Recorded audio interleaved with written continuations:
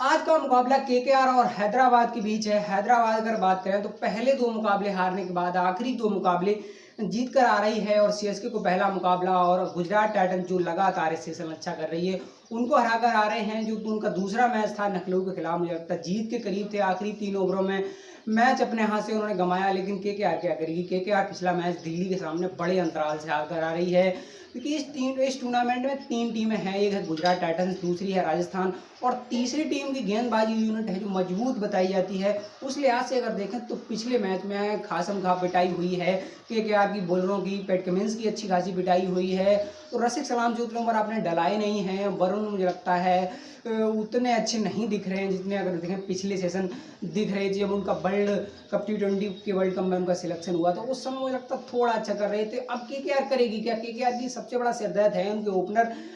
अगर रहाणे की बात करें, वेंकटेश अय्यर मुझे लगता है ठीक कर रहे हैं, लेकिन उसके बाद अगर देखें तो रहाणे कर क्या रहे हैं। पहले मैच में अगर उनके 44 रन निकाल दिए जाएँ तो उसके बाद उनकी रन है नहीं। अगर जो थोड़े बहुत रन हैं उसके बाद भी उनका जो इंटेंट है, खासकर अगर स्ट्राइक रेट देखें तो बिल्कुल भी बेटर नहीं है।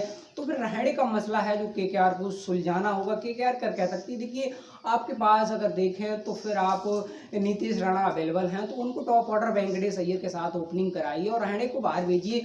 अगर किसी यंगस्टर को लाना चाहते हैं, किसी इंडियन अनकैप्ड प्लेयर को, तो आप ला सकते हैं वेंकटेश अय्यर के साथ। बाकी मेरा मानना है रिंकू सिंह को आप मिडिल ऑर्डर में डाल सकते हैं, तो मिडिल ऑर्डर में आके वो आपके लिए बैटिंग और बॉलिंग दोनों का काम कर सकते हैं। जरूरत पड़ने पर आप 1-2 ओवर से गेंदबाजी भी लगा सकते हैं, तो ये विकल्प आपके पास हैं।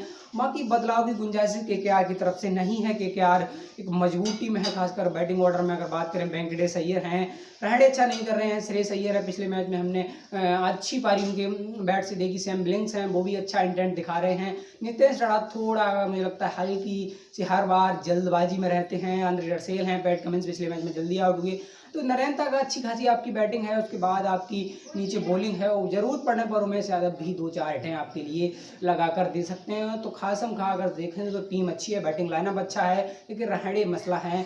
दूसरी तरफ हैदराबाद अगर देखें पिछले दोनों मुकाबले 8-8 विकेट से जीत कर आ रहे हैं, यानी टॉप ऑर्डर अच्छा कर रहा है। टॉप ऑर्डर में एक तरफ अभिषेक शर्मा जो यंगस्टर है, दूसरी तरफ यंग बात करें एंकरिंग रोल निभाते हैं विलियमसन। जरूरत पड़ने पर अपने आप को उस हिसाब से बदलते हैं। खासकर बात करें अभिषेक शर्मा अपना गेयर बदल लेते हैं, लेकिन विलियमसन एंकरिंग रोल में ही रहते हैं। नीचे से अगर बात करें नंबर 3 पर राहुल त्रिपाठी अच्छा खासा खेलते हैं, लेकिन फिर उसके बाद मार्करम भी अच्छा खेल रहे हैं। पूरन नीचे आके अगर देखें तो गुजरात टाइटंस के खिलाफ नीचे आके अच्छे खासे रन बनाए हैं। तो फिर अगर मुकाबला वहाँ अगर देखें पूरन अगर वहाँ अगर आउट होते तो हो सकता है मैच फंस सकता था हैदराबाद और गुजरात का, लेकिन पूरन के रहते पूरन को इतना पैसा दिया है 11 करोड़, तो फिर उस लिहाज से वो पैसे का टेग है, तो उस लिहाज से मैच निकाल कर ले गए हैदराबाद का गुजरात टाइटंस के हाथ से। नीचे बात करें शशांक सिंह को आपने खिलाया, उनका नंबर नहीं आ रहा है 2 मैच से, अच्छी बात है, आपके लिए लकी साबित हो रहे हैं। वाशिंगटन सुंदर नीचे से बैट से अच्छा कर सकते हैं, बॉलिंग से अच्छा कर रहे हैं। मार्को जेनसन को लाए हैं, लगातार गेंदबाजी अच्छी कर रहे हैं 2 मैच से। उसके बाद भुवी हैं, भुवी भी ले में है, नटराजन आपके पास अच्छा कर रहे हैं, लेकिन उमर मलिक थोड़े महंगे साबित हो रहे हैं। लगातार आप उनकी तरफ जा रहे हैं, लेकिन समस्या आपके सामने है। आप दूसरी तरफ कार्तिक त्यागी तरफ क्या जाना चाहेंगे आप? मेरा मानना है 1-2 मैच में उनको ट्राई करिए, यंगस्टर हैं, क्या वो उमर मलिक से अच्छा कर सकते हैं? ये सबसे बड़ा सवाल रहेगा। दोनों टीमों के अगर पिछले मुकाबले उठाकर देखें, एक टीम 5 खेल कर आ रही है, एक टीम 4 खेल कर आ रही है, तो गेंदबाजी की यूनिट है वो हैदराबाद की अच्छी दिख रही है। और मुकाबला अगर पिछली बार हम दिल्ली का और केकेआर का उठाकर देखें तो थोड़ी पिटाई हुई है उनकी, खासकर नरेन ने गेंदबाजी अच्छी की है, बाकी सभी की खासम खा पिटाई हुई है। तो फिर ये चीज़ हैदराबाद भी की कोशिश करेगा कि हम भी इनके सामने जो हमारे बैट्समैन है वो इंटेंट दिखाएं और अप्रोच जो है वो अटैकिंग ही रखें इनकी गेंदबाजी यूनिट के सामने। तो ये दिक्कत हो सकती है केकेआर को। बाकी गेंदबाजी के साथ साथ इनकी बैटिंग ऑर्डर में गहराई है। मेरा मानना है टॉप ऑर्डर अगर अच्छा नहीं करेगा हैदराबाद का, तो फिर क्या नीचे की बल्लेबाज अच्छा नहीं करेंगे, क्योंकि हमने पिछले वाले 2 मैच में ऐसा देखिए दोनों टीमें कर क्या सकती हैं। एक तरफ हैदराबाद, दूसरी तरफ केकेआर हार कर आ रही है और हैदराबाद 2 मैच लगातार जीत कर आ रही है। तो अगर देखें तो मोमेंटम हैदराबाद के पास है, लेकिन पिछले मैच में मुझे लगता है एक बड़े अंतराल से मैच हार कर आ रहे हैं। तो बैटिंग यूनिट का जो काम है, अगर जब आप देखें 215-16 रन जब आपको चेज करने होते हैं, तो फिर मुझे लगता है आरसीबी भी वही चीज़ नहीं कर पाई, लेकिन आरसीबी थोड़ी क्लोज पहुंची केकेआर के। तो केकेआर बदलाव कर सकती है। मेरा मानना है रहाणे को हर हाल में बाहर भेजना एक बदलाव बनता है आपके लिए, लेकिन हैदराबाद हो सकता है कोई बदलाव ना करे, क्योंकि टॉप ऑर्डर में मुझे लगता है अभिषेक शर्मा के साथ विलियमसन एंकरिंग रोल निभाते हैं। फिर नीचे आके जो बल्लेबाज हैं, राहुल हैं, मार्करम हैं और पूरन है, ये अपना गेयर बदल सकते हैं। वहाँ से मुकाबला अगर बात करें तो रन गति का जो मोमेंटम है वो ये शिफ्ट कर देते हैं। तो फिर टॉप ऑर्डर रन का अच्छा कर रहा है और मुझे लगता है हल्का सा धीमा खेलते हैं, ये मसला है। लेकिन फिर नीचे गेंदबाजी अच्छी है, तो फिर गेंदबाजी अगर कंपैरिजन करें दोनों टीमों की अगर, तो फिर हैदराबाद का पलड़ा थोड़ा भारी है, क्योंकि मोमेंटम उनके पास है। मोमेंटम के साथ अगर देखें तो फिर कमिंस अच्छा नहीं कर रहे हैं वहाँ।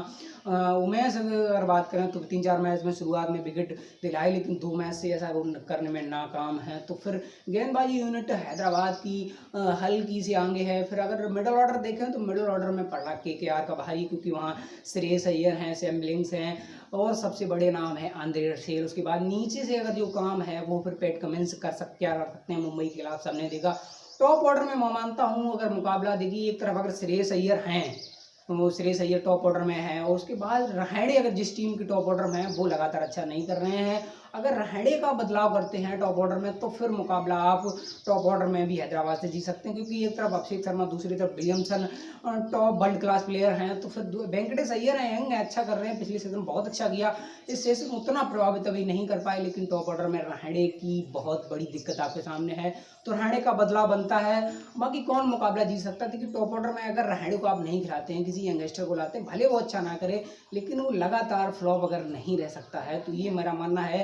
नीतीश राणा को लाइए वेंकटेश अय्यर के साथ, तो फिर मजबूती आपके फिर अगर हम देख सकते हैं आपके टॉप ऑर्डर में भी हो जाएगी। मिडल ऑर्डर आपका वैसे ही मजबूत है, लोअर ऑर्डर में आपके पैट कमिंस, आंद्रे रसेल जैसे प्लेयर होंगे तो फिर आपकी टीम मजबूत होगी। गेंदबाजी यूनिट भी ठीक है आपकी।